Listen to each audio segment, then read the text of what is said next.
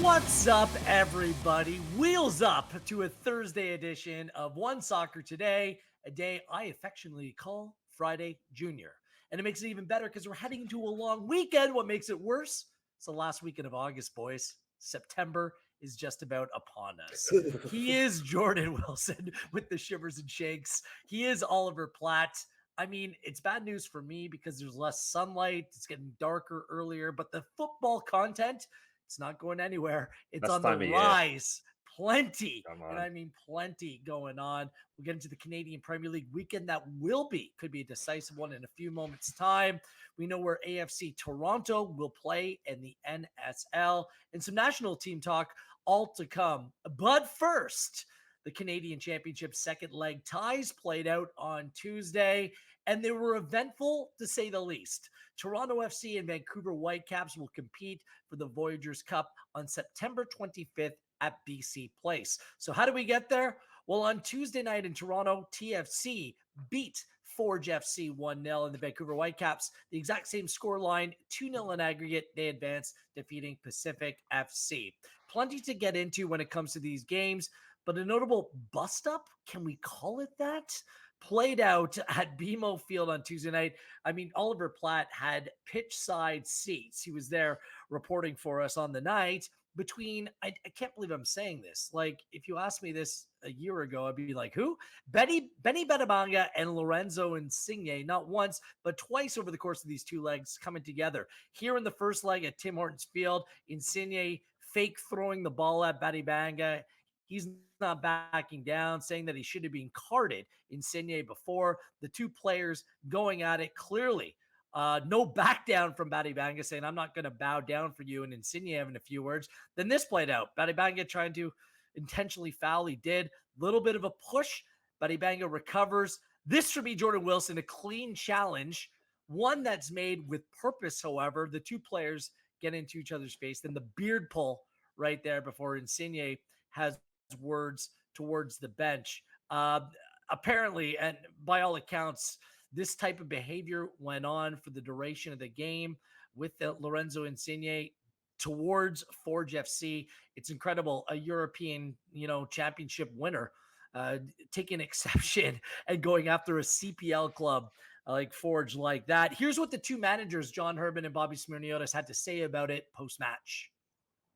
I mean, we have to show more discipline. I think there was a few things in that first leg after the game that obviously upset Lorenzo. But what did Lorenzo say to you? You do not want me to repeat that. No, it shouldn't be repeated. That's simple. Okay. We have it. Look, we've heard this from Herdman before when it came to what went on with New York City FC, whether something was said post-game, who knows? But clearly this has become a little bit of a rivalry. Oliver Platt, what do you make of what played out and how you saw it from your vantage point? Yeah, where to start? Firstly, it's a good thing that video of Insigne we showed cut off at the exact moment that it did, because we want to keep this a family show, and I think what followed after that may have compromised that somewhat. Look, I think from my point of view as a neutral, it was incredibly entertaining to watch, particularly being down on the sideline there. Did I think the conduct of everyone was perfect on the night? No, far from it. But purely from an entertainment perspective, I think we have a real rivalry here. And you can kind of tell that from the fact that, look, it's a cup semi-final, the second leg, things can happen on the pitch. You would expect things to happen on the pitch, there to be tension and heat and maybe that boiling over at times. But the difference here, and in both legs now, is that it's carried on after the full-time whistle. And we're not seeing these two teams shake hands, literally. And then kind of move on and leave it on the pitch after the final whistle blows. We're seeing things continue, whether it's the two managers or whether it's Lorenzo Insigne having that clash with Nana Ampoma a good 20-25 minutes after this game had ended. That then led to a scuffle in the tunnel. So there is real ill will there. I think it's great from the point of view of this tournament. I'm already anticipating the next time these two teams are drawn together. But I do think John Herdman is right that there does need to be a bit more control exercised on the part of let's be honest, Lorenzo Insigne in particular, and some of the things that we're seeing from him right now, because I don't think it reflects well on him. I don't think it reflects well on the club. I know there's some supporters who'll say they love it and they love to see the fire. I think you can maybe draw a bit more of an unflattering contrast between the way Insigne behaved in that game and what Federico Bernardeschi did, who I saw asking the bench in added time of the second half how long to go, because he was absolutely gassed from a shift he'd put in as the best player on the pitch over 90 minutes in that game. So I don't necessarily think that paints Insigne in the best light. But yeah, it was a very interesting night to have a close-up view of. I think you touched on a very important point there. There's a fine line. Well, I don't even think it's a fine line. There's a difference between passion and petulance. And I deem that behavior that we saw from Lorenzo Insigne as petulant, which is true to form since he's joined the club. You want to see the work rate on the field, not all the stuff off the field, not stuff like this. And if this is the time, I don't even call it fire. I think it's rather misguided at times. He should be the best player on the field. And drawing the comparison to Bernardeschi, a player who literally put his team on his back, worked harder than anyone at BMO Field. He was the star performer on the night. That's what you like to see. That's how you show your fire and commitment, not by pulling the beard of a Canadian Premier League player in a Canadian Championship tie where you're massive favorites to go in and win this game. This just continues on from when the signing happened. Nothing was new here for me whatsoever. Jordan, from your perspective, what did you see? What's your take? I just want to comment on John Herdman talking and speaking about discipline. I know from playing this game my whole life and being around it as well, discipline comes from the top straight down. So when I look at this, is there accountability? If a player, again, I haven't been a model player, I've gotten red cards, and you do things in the heat of a moment outside of what you would normally do, right? But if a situation where you're pulling a beard or antagonizing opposition, if you can go into a locker room and everything is the same way and you can continue to repeat that behavior, then it's not about discipline. It comes to a point where for me, it's about accountability. If you feel like because you're a certain player and because you have a certain salary, you can act a certain way, then for me, you're not falling in a line of a system in a club. So I would just challenge any leader of a club. If you are working with people day in and day out, and there's not a system of, hey, you're getting punished if you do these certain actions, then you're allowed to do whatever you want to do. And in that sense, when I'm watching a game, you're bigger than a team. So you could say all those things and talk about discipline and being a class act. But if it's not enforced and there's no accountability in the room, people and players will do what they want to do. Seems like that's the way. And by the way, it's not just the beard pulling, how things played out there. By all accounts, Ollie, it was what was said, how it was being said, some body action, some intimation over the course of the night. That it wasn't just this isolated incident. For a player like him, it's not just his salary, it's what he has been. I just expect more professionalism from the player, quite frankly. If that's what people want to see, if that's how he wants to conduct himself, and there's not going to be any ramifications, that's fine. The other thing that you touched on there, Jordan, is like no handshake post game. Like we called it a frosty handshake for whatever reason.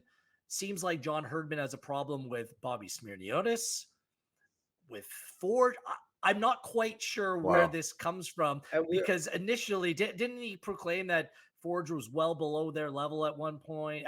I'm very confused by all this, because that's table stakes, showing some sportsmanship. I don't understand where that's coming from. I think, you can go first.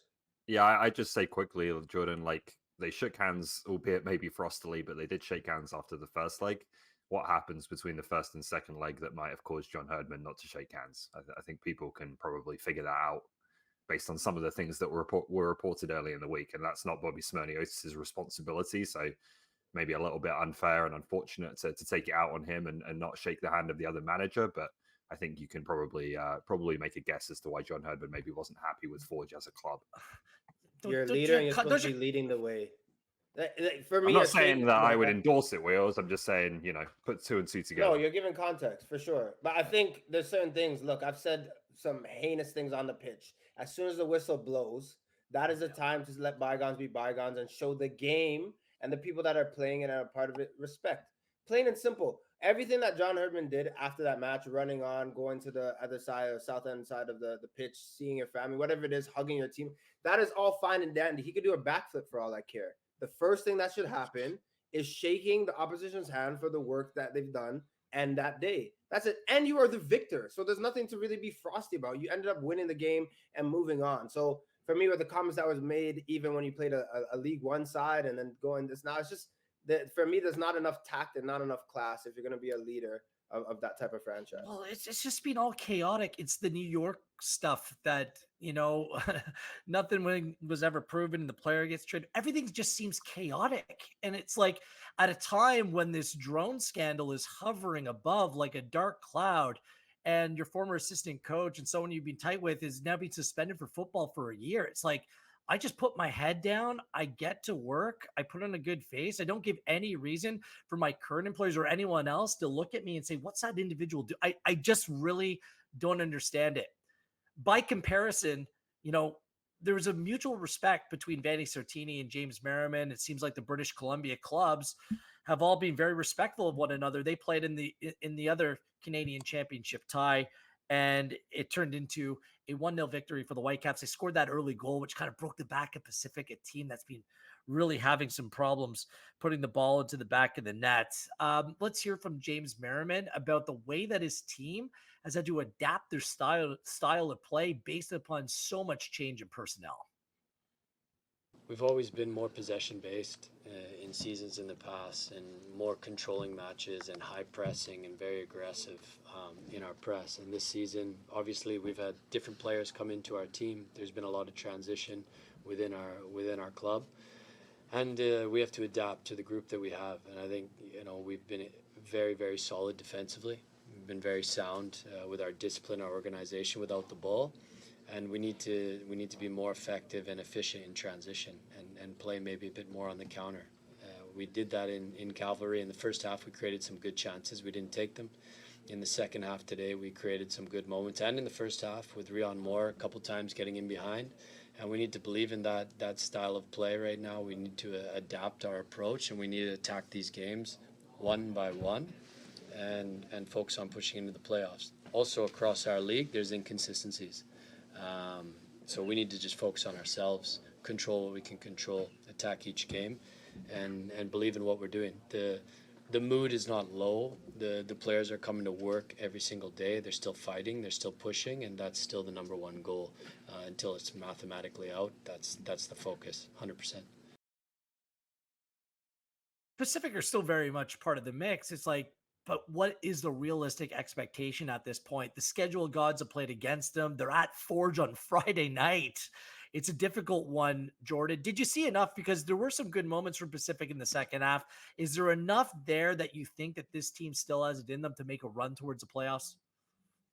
It's looking bleak. Look, to say quite honestly, I'm not going to say it's over. I think obviously playing Friday when you just played Tuesday and you have to go across this beautiful country and play the number one and best team in the league right now, and Forge FC it's not the best schedule. But then right after, they still play Halifax Wanderers home and away twice, and then you have to play Vancouver FC as well, teams that are around you, and that if you can get 3 points, you can start to dream a little bit. We keep talking about the need to kick it into gear and who's going to step up. But if I'm James Merriman or staff, I don't even know what I'm saying to the group right now, because it is plain and simple. If you want to go forward, start being a bit more dynamic, playing the ball forward and getting goals. Or if not, you're going to be finishing 8th and furthermore have the worst goals against or goals for record ever in the Canadian Premier League. And for me, for a Pacific side who's always been playing great football, that would be a huge detriment, a huge shot to say that you're a part of that team that finished 8th and didn't score more than, we'll say, maybe 20 goals for a season. That's abysmal, in my opinion. I mean, Ollie, is there time to come together and put together an attacking identity at this point? There's been so much chopping and changing. No, there isn't. And I think that's something that they're going to have to look at in the offseason. And you heard what James Merriman said there. They're going to have to take on a bit of an identity, a different identity for the remainder of the year. Jordan's right. The next few games are massive. They've got to try and get through Forge on Friday. Obviously, both teams have just played on Tuesday. They have to travel to add in, so they're at a disadvantage there. You see if you can frustrate a team that's maybe also a bit leggy. and get something. And then it's Halifax, Vancouver, and Halifax again. Like those are season-defining games for Pacific. So it's going to take grit. It's going to take a lot of counter-attacking football, I think. And then it's going to take in the off-season a deeper look at their recruitment, because this is a team that has year over year constantly lost key players. And I think at some point, they did a really good job in the first couple of years, I think, after the title or around the title to replace those players. Now I think it's caught up with them, and they need to have probably more of a deeper rebuild to put a new core together of the squad. It was a professional performance by Vancouver Whitecaps. Hadn't played in 20 days. Good as gold. Scored the goal for the Whitecaps. Ryan Gould. The game was marred by an injury potential. Well, it was a concussion substitution as Brian White came out of the game. I mean, keeping him fit is essential. But what about looking forward to the final? Should the Whitecaps be considered favorites? Let's hear from Benny Sartini on that matter. It's Toronto now in the final. It's a repeat from a couple of years ago. What are you expecting from that compared to the game earlier in the year? And you're going to be checking the skies at training just in case? I don't know.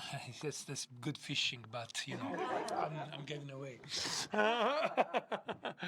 And I think it's going to be very different than when we played when it was March, April, at the beginning of the year. They are much more structured defensively than when they came here. They are much more. Compact, to be honest, and you could see if you're not a good team, you don't go to Houston and win the game, and then of course they are really good at with the ball with all players. I think that of course we have the skill, the quality to win the game. It's gonna be hard, but we are ready to go. I think I'm never shy. I think it's a 51-49 for us because it's a busy place. That's the only thing. But it's gonna be a nice night, a nice game, a beautiful clash against a rival, I would say. So that's it's gonna be fantastic. Fishing, like, whoa. You need to cast it out. Brilliant stuff from Benny Sartini. 51-49. Like, a lot can happen over the course of a month. Is that the way that you're looking at the final, Ollie? 51-49% chance in Vancouver Whitecaps' favor? It depends if Brian White is fit. Like, if he is, then I'm increasing the Whitecaps' chances, because I think that's the big difference between these two teams. Is one has a centre forwards who puts the ball in the back of the net, and Toronto FC, I thought they, all things taken into account, Forge maybe should have had a penalty and so on, or they should have had a penalty, but Toronto had so many chances in that game that they just didn't take. And Prince Owusu obviously had a bit of a nightmare in front of goal, and Signé in the first leg had a bit of a nightmare in front of goal. So in terms of the overall quality of the teams, I think TFC have improved and grown to a point where they can certainly go into this final and believe they can win it. But the question is, are they going to be clinical enough if they do play well to capitalize on it? And I'm not sure about that right now. So a lot rests, I think, on Vancouver's ability to get White back in the team and fit. And if he is, I think they have the edge. Please say 52-48, Jordan. Okay, 64. No, you know what? Yeah, I'm definitely I'm at 60-40, to be honest. I think Vancouver Whitecaps have prepared for this moment, and just going and having the treble and the three-peat at home.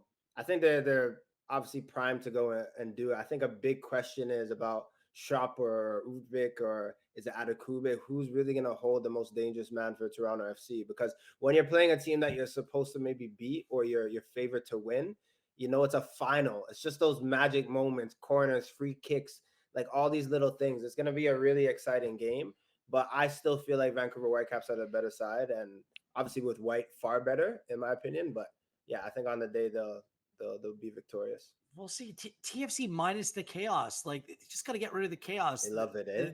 They're better. They've improved. I wonder if Whitecaps will be trading inside just to avoid any. It's true. Too soon. I don't think so. September 25th. in a gymnasium. Yeah, you close off the big curtains as well. That's great. September 25th, 10 p.m. The build up, everything right here on One Soccer. All right, time for TonyBet top picks.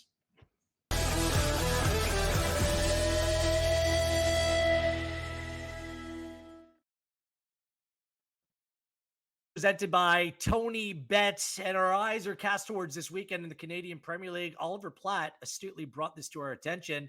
It's the top 4 teams taking on the bottom 4 teams. Could be a decisive weekend because if those top half of the table teams win, I mean, that gap, probably too much to make up. 2 games on Friday night. It's a long weekend. Forge and Pacific off short rest. Forge for the win at -182. Pacific a whopping +420. Jordan, this Forge team just doesn't look the same without Kwesi Poku up top. Who are you giving the advantage to in this game? There's definitely a difference without Kwesi Poku. I still think that Forge have this one in the bag. I think this won't be a huge win, but a 1-0, they'll take the 3 points. I can't see a world, and maybe I'm wrong, and I hope that I am, but that Pacific go out and score away when they just played 3 days ago against Forge. I don't see that happening. Tough turnaround, Ollie. What do you make of it? Yeah, I'm kind of tempted to go for Pacific. They did give Cavalry a hard time last weekend. I just think the travel is like, and the proximity of these games has been so tough on them. So I think I'd have to go with Forge as well. Such a quick turnaround for Pacific. Yeah. The late match on a Friday night on One Soccer, it's Cavalry coming off at -189, taking on Valor at +440. Cavalry have caught fire. Valor coming off that, oh man, it was such a punch in the you-know-what, or kick in the you-know-what last week, losing to Vancouver. Is it a bounce-back spot for Valor, or Cavalry just rolling too hot right now, Ollie? Well, I've actually loaded up TonyBet, and the odds have drifted. You can get +540 on Valor right now. So that tempts me. Someone's got to be Cavalry at some point, right? Yeah, you got to go with that one. You got to, with that, if it's +540, you got to play Valor, right? Jordan? Valor's a decent enough team. 100%. I think Cavalry at home, though, and what would this be? This would be their 5th in a row. Like, this would just be a true Cavalry performance. Look, I still have to put my money on them. I think they're cruising ahead. So as much as I want Valor to be there in the end, I think Cavalry's winning. Take a flyer. Yeah. Atletico Ottawa on Saturday, fresh off their manager Carlos Gonzalez receiving a fine from the Canadian Premier League for his comments made after last weekend's game. New defender Jesus de Amo is signed as well. They take on Vancouver, who come off at +340. Oliver Platt, where's your money going? Atletico Ottawa. Got to get going. Obviously, you know, a disappointment last weekend. I think Carlos Gonzalez will want those comments back. In retrospect, I didn't think they were fair, but back at home, I think Atletico Ottawa takes this one. Yeah, the comments seem to be made because he was frustrated more so than anything else. Yeah, understandably. Jordan. Yeah, I'm with Ollie. Atletico Ottawa. I think it is time, and as I said, I think there's going to be a 3-headed race at the end, really pushing for that first place spot, and I put Atletico Ottawa in it. Great show, guys. We'll be back on Monday. It's Halifax hosting York United for a long weekend Labor Day special. These games are always great. Jordan, I'm already looking forward to it. Ollie will be kicking around as well. And I'm Wheels. Thanks for tuning in. And this is One Soccer Today.